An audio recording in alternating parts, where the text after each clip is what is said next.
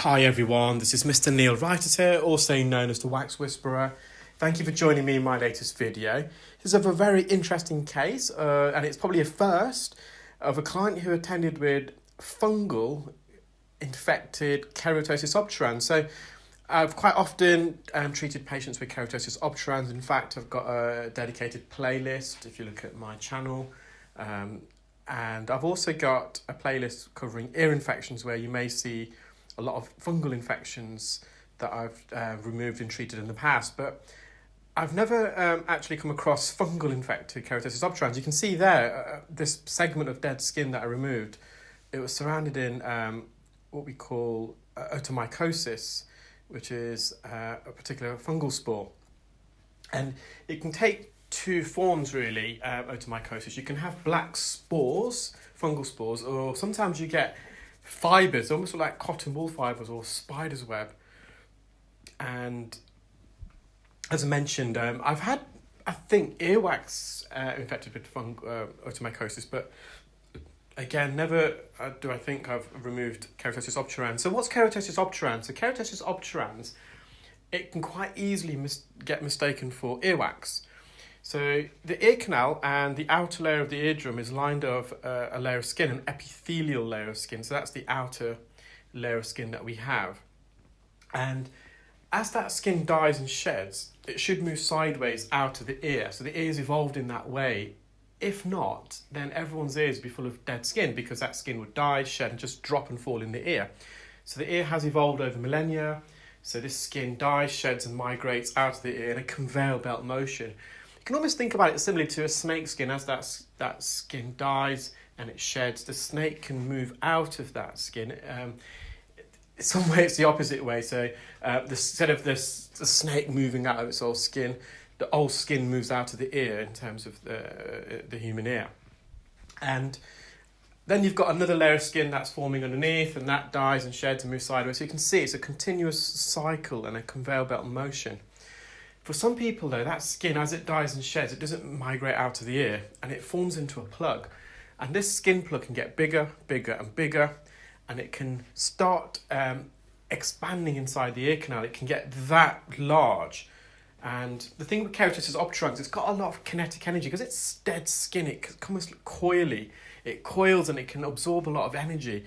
And it's a very, very difficult thing to remove because of that. And also because Keratosis obturans, one of the landmarks of Keratosis obturans, and one of the way we diagnose it, is that it does cause earache. And that's because the Keratosis obturans expands up against the canal walls and it's getting bigger and bigger, this plug, and it's pushing into the bony part of the ear canal, which is very sensitive, as you know if you've been watching my videos. And this patient, unfortunately, does suffer from chronic Keratosis obturans in their left ear. They're in a lot of pain when arriving today. They normally come every year, but on this occasion it's been 9 months. And you can see it's really hard and dry, and it's strong adhesions against the canal wall. So I've just been using an ear hook here just to prise into the Keratosis obturans. It's quite crumbly, this as well, this consistency of this patient's Keratosis obturans. And then I'm just manipulating the ear hook all the way around the canal wall, around the perimeter, around the periphery, trying to separate the dead skin adhesions that are really, really tough. And that's what's keeping the plug in there. It's almost like a tug of war. I'm trying to remove it, but this ear canal does not want to let go. So I've just resorted back to the suction probe here for the base of the ear canal. It's a bit more tricky gliding the hook in and between the Keratosis obturans and the canal at the base, because the ear canal's an oval shape. So at the top and bottom, it's more of a valley shape. So it's a bit more tricky getting instruments underneath, especially in this patient. The ear canal's a lot more slit. It's a bit more narrower.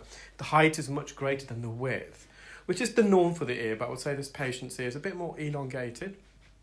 And see, I've got another plug out there. And in the middle, the core, you can just see how dark that is. And as you go away from the core to the periphery, to the outside, the dark brown gets lighter and lighter in shade. And on the outside, it's almost white. And that shows you the shedding process, the shedding pattern of the dead skin. So the skin on the periphery around the edge of the ear canal, that's the fresher layer of dead skin.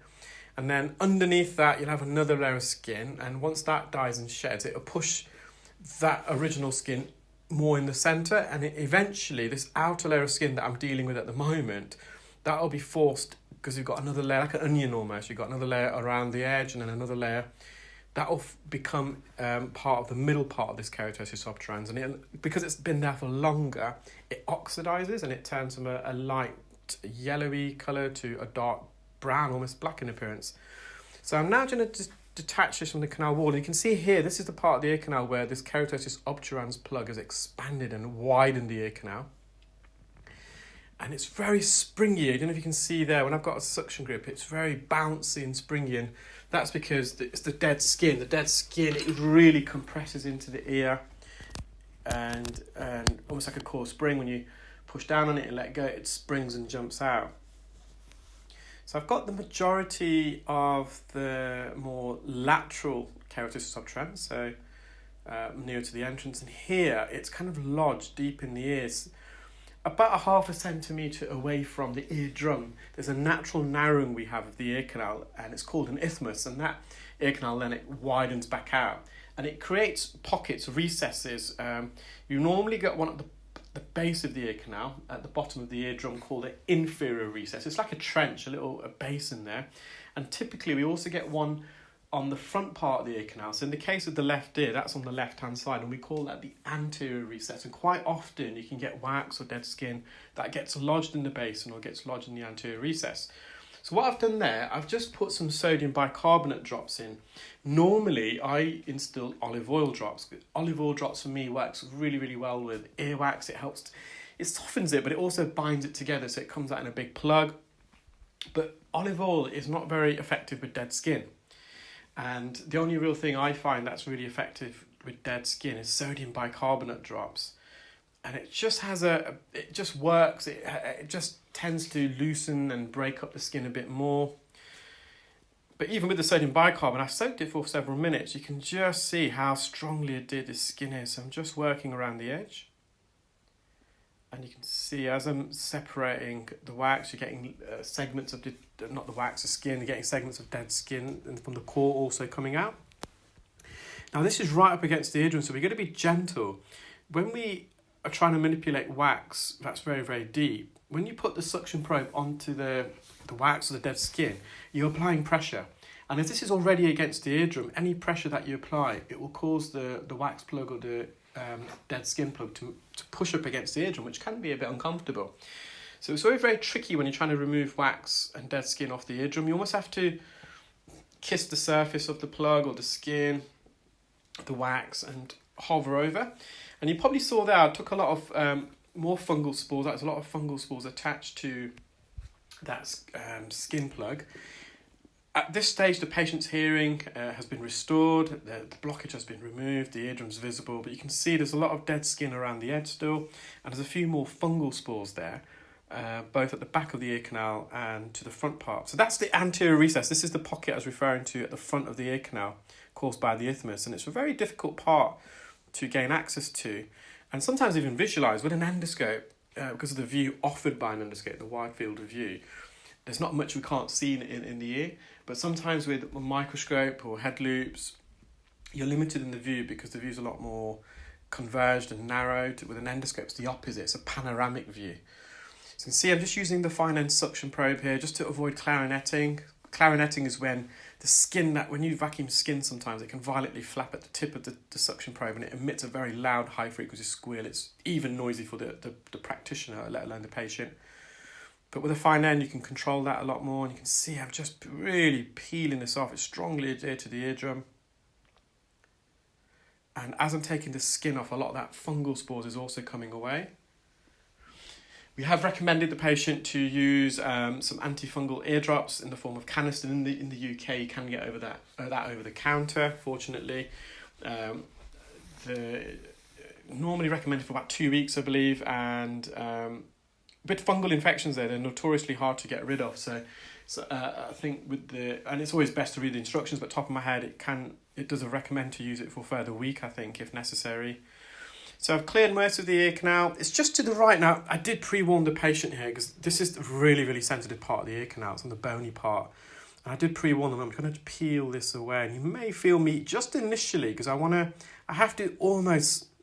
did avoid it, but you're very close to making contact with the bony part. And this is almost like a stamp, a really sticky stamp that's on an old envelope, and you're trying to peel the stamp away without either tearing the stamp or the envelope. Similarly, we're trying to peel the skin away without trying to damage the eardrum. Now, there's a bit left there. I went back in, you'll see me, I'm going to show you that. It just was a bit uncomfortable for the patient. We already used drops. So we don't want to... sometimes you have to quit whilst you're ahead. We've done a really good job, and I did try. But if it's uncomfortable for the patient, we stop. We don't make the procedure uncomfortable for the patient. It just felt a slight twinge.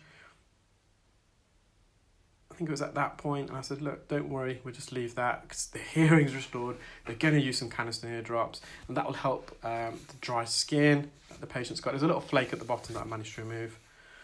So, and it will also help with any fungal spores. I'm just mopping up the back part of the ear canal now. And it's a nice healthy eardrum. A very happy patient. All their symptoms have been alleviated. Recommended the canister fungal antifungal ear drops.